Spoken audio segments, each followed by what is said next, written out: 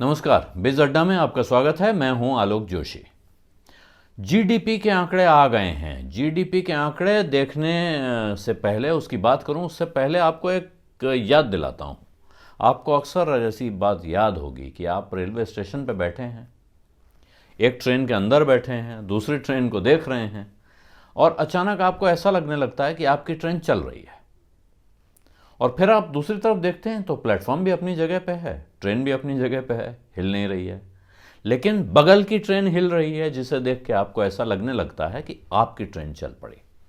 और कई बार इसका उल्टा होता है, आपको प्लेटफॉर्म को चलता हुआ देख के, क्योंकि आप ट्रेन में बैठे हैं, आपको लगता है प्लेटफॉर्म चल रहा है, तब एहसास होता है कि अब ट्रेन चल पड़ी है, ट्रेन छूट गई है या ट्रेन खुल गई है।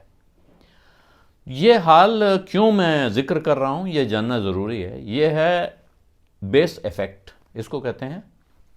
आपको दूसरी चीज़ की के बरक्स अपने को देखने की आदत होती है, तब आपको समझ में आता है कि आप चल रहे हैं। तो भारत की इकोनॉमी में कितनी बढ़त हुई पिछले क्वार्टर में, यानी सितंबर क्वार्टर जिसको कहते हैं, जुलाई अगस्त सितंबर।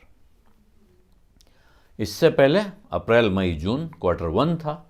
उस क्वार्टर वन में भारत की इकोनॉमी 20.1%, 20.1% का रिकॉर्ड उछाल उसमें आया था। और इस बार का जो आंकड़ा आया है वो भी शानदार है, 8.44%, 8.5% के आसपास की तेजी आई है जीडीपी में। यानी देश में होने वाला कुल कामकाज इतना बढ़ गया है, 8.4% बढ़ गया है। ये बहुत शानदार खबर है। सरकार की तरफ से बताया जा रहा है कि भाई इस वक्त दुनिया में जो सबसे तेज़ी से तरक्की कर रहे देश हैं, और ख़ास तौर पे बड़ी इकोनॉमीज़, छोटी इकोनॉमीज़ नहीं, महत्वपूर्ण देश हैं जो अर्थव्यवस्था की दृष्टि से, उनमें भारत लगभग टॉप पर है।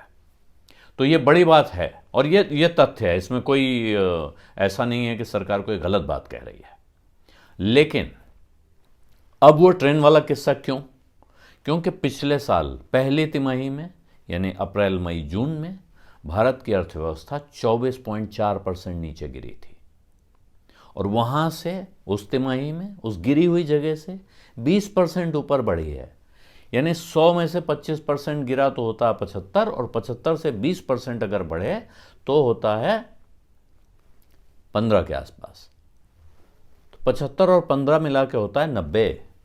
यानी आप 25% गिरने के बाद अगर 20% बढ़ जाते हैं, तब भी आप पुरानी जगह से 10% नीचे हैं।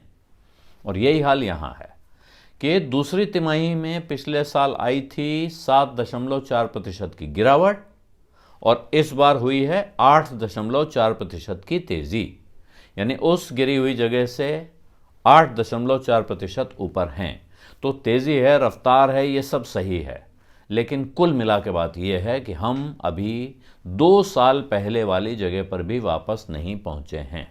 भारत की इकॉनमी वापस वहां नहीं पहुंच पाई है जहां वो अब से ठीक 2 साल पहले थी। खबर अच्छी है या बुरी, अब ये आप हिसाब लगाइए। लेकिन इसमें जो जीडीपी आई है, इसमें जैसी उम्मीद की जा रही थी, कहा भी जा रहा है कि साहब सर्विसेज सेक्टर का जो उछाल है वो बहुत महत्वपूर्ण है, और सर्विसेज में उछाल है। साथ में खेती ने महत्वपूर्ण भूमिका निभाई है। खेती का जो ग्रोथ है वो 4.5% बना हुआ है। तो खेती में 4.5% बहुत अच्छी ग्रोथ रेट है, और यही वजह है कि इकोनॉमी में बहुत कमज़ोरी नहीं दिख रही है। जबकि मैन्युफैक्चरिंग में जहां होना चाहिए था, जो उम्मीद थी कि मैन्युफैक्चरिंग का आंकड़ा भी करीब करीब सर्विस जैसा आएगा, उसके मुकाबले काफ़ी कम है वो। और प्राइवेट कंजम्पशन काफ़ी बढ़ा हुआ है। प्राइवेट कंजम्पशन अब भी, जो भारत में लोग अपनी जेब से खर्चा कर रहे हैं, बड़ा खर्चा वहीं से निकल रहा है, उसके भरोसे, कंजम्पशन के भरोसे ये जो ग्रोथ इस बार की हुई है, ये दिखाई पड़ रही है। अच्छी बात क्या है? अच्छी बात यह है कि भारत में वैक्सीनेशन काफ़ी हो गए हैं, बहुत से लोगों को टीके लग चुके हैं, दोनों लग चुके हैं, कुछ लोगों को, और बहुत बड़ी संख्या में लोगों को एक टीका लग चुका है। तो वैक्सीनेशन पटरी पर है, जो इस वक्त अर्थव्यवस्था के लिए अच्छी चीज़ मानी जा रही है। काम धंधे धीरे धीरे खुल रहे हैं, और कहीं कुछ चीज़ें तेज़ी से खुल रही हैं। ऐसे में अचानक ये जो नया वेरिएंट आया है कोरोना का, ये आगे संकट पैदा ज़रूर कर सकता है। लेकिन फ़िलहाल का जो हाल है उसमें ये परिस्थिति ख़राब उतनी नहीं दिख रही है। लेकिन अब जब आप गांव की तरफ जाते हैं तो वहां मनरेगा का खर्चा बढ़ा हुआ दिख रहा है, और मनरेगा का खर्चा बढ़ा हुआ दिखने का अर्थ यह है कि लोगों को खेती में जो काम करते हैं उसमें, क्योंकि अब खेती के काम के लिए भी मनरेगा से पेमेंट हो जाता है, या मनरेगा में आम तौर पे जो खर्चा है उसका वो खेती से जुड़ा हुआ होता है, या गांव में सड़क वड़क का थोड़ा बहुत काम होता है। तो मनरेगा से बाहर, इसका अर्थ है कि गांव में एम्प्लॉयमेंट का जनरेशन नहीं हो रहा है, लोगों को काम नहीं मिल रहा है। जब लोगों को और काम नहीं मिलते हैं तो फिर वो मनरेगा की तरफ आके एक तरह से कहते हैं ना, मधुमक्खी की तरह टूट पड़ते हैं, और वहीं काम बचता है। तो खर्चा मनरेगा में बढ़ने का अर्थ ये है कि दूसरे काम धंधे कम हो रहे हैं, वरना लोग जब दूसरी तरफ निकल जाते हैं तो मनरेगा के लिए उतने लोग नहीं मिलते हैं कि उन पर मनरेगा का पैसा खर्चा हो सके। मनरेगा में मजबूरी है, अगर लोग आएंगे तो वो एक मिनिमम गारंटी है कि इतना काम और इतना पैसा देना होगा। अगर आदमी आया, उसने अपने को रजिस्टर कराया हुआ है और वो काम मांगता है तो आपको देना होगा। अगर उसको कुछ दूसरा काम मिल जाता है, चला जाता है, तो उसमें आपका मनरेगा का खर्चा कम होता हुआ दिखता है। तो मनरेगा मुसीबत में फंसे हुए लोगों के लिए एक अच्छी स्कीम है, जिसको Mahatma Gandhi national rural employment guarantee agency कहा जाता है। वो मनरेगा, उसको हम लोग हिंदी में कहते हैं आसानी के लिए। लेकिन इस मनरेगा की जो खबर है, इससे चिंता पैदा होती है। फिर भी ऐसा लग रहा है कि जो प्राइवेट कंजम्पशन है और वही इस रिकवरी को लीड कर रहा है, और सरकार की तरफ से भी जो कहा जा रहा है वो ये है कि आप इसको लेके बहुत ज़्यादा फिक्रमंद ना हो, चिंता ना करें।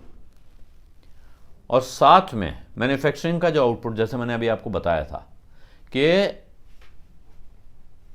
अगर आप इन्फ्लेशन का हिसाब न जोड़ें तो जीडीपी की जो ग्रोथ है वो 17.5% बढ़ी है। लेकिन 17.5% में से इन्फ्लेशन घटाने के बाद वो आ जाती है 7.4। इसका अर्थ है कि ये इन्फ्लेशन एडजस्टेड आंकड़ा होता है, और पूरे साल के लिए जो आंकड़ा अभी दिया जा रहा है वो इस साल का ग्रोथ 9.2% का अनुमान लगाया जा रहा है कि इस वित्त वर्ष में जो ग्रोथ आएगी जीडीपी की वो 9% के ऊपर आएगी। ये अपने आप में एक अच्छी खबर है, लेकिन फिर यहाँ वही बात है, इसका भी बेस इफेक्ट है। पिछले साल गिरावट हुई थी, मंदी में थी भारत की अर्थव्यवस्था, वहाँ से 9% की ग्रोथ, दरअसल 9% की ग्रोथ नहीं है, उससे काफ़ी कम है।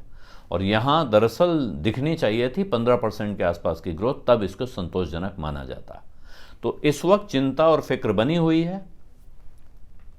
भारत में काम धंधे वापस पटरी पर आ रहे हैं, और अगर ये जो कोरोना का नया साउथ अफ्रीका वेरिएंट जिसको कह रहे हैं ओमिक्रॉन, अगर ये तेज़ी से नहीं फैलता है, इसको सरकार काबू करने में कामयाब हो जाती है, तो फिर अर्थव्यवस्था शायद वापस पटरी पे आ जाए। लेकिन इस वक्त पूरी दुनिया में जिस तरह की दहशत फैली हुई है, जो इससे पहले हम लोग कई बार कह चुके हैं कि तीसरी वेव, तीसरी लहर आ सकती है कोरोना की, तो वो तीसरी लहर तो शायद किसी तरह भारत ने बचा ली थी, लेकिन अब जो नया संकट पैदा हुआ है ये गंभीर मुश्किल खड़ी कर सकता है।